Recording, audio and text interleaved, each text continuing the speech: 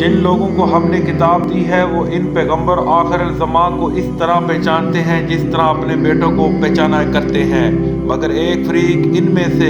سچی بات کو جان بوجھ کر چھپا رہا ہے۔ اے پیغمبر، یہ نیا قبلہ تمہارے پروردگار کی طرف سے حق ہے، تو تم ہرگز شک کرنے والوں میں نہ ہونا، اور ہر ایک فرقے کے لیے ایک سمت مقرر ہے جدھر وہ عبادت کے وقت منہ کیا کرتے ہیں، تو تم نیکیوں میں سبقت حاصل کرو۔ تم جہاں ہوگے اللہ تم سب کو جمع کر لے گا، بے شک اللہ ہر چیز پر قادر ہے۔ اور تم جہاں سے نکلو نماز میں اپنا منہ مسجد محترم کی طرف کر لیا کرو، بے شبہ وہ تمہارے پروردگار کی طرف سے حق ہے، اور تم لوگ جو کچھ کرتے ہو اللہ اس سے بے خبر نہیں۔ اور تم جہاں سے نکلو مسجد محترم کی طرف منہ کر کے نماز پڑھا کرو،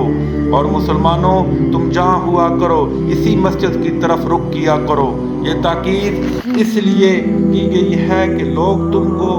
کسی طرح کا الزام نہ دے سکیں، مگر ان میں سے جو ظالم ہیں وہ الزام دیں تو دیں، سو ان سے مت ڈرنا اور مجھی سے ڈرتے رہنا، اور یہ بھی مقصود ہے کہ میں تم کو اپنی تمام نعمتیں بخشوں، اور یہ بھی کہ تم راہ راست پر چلو۔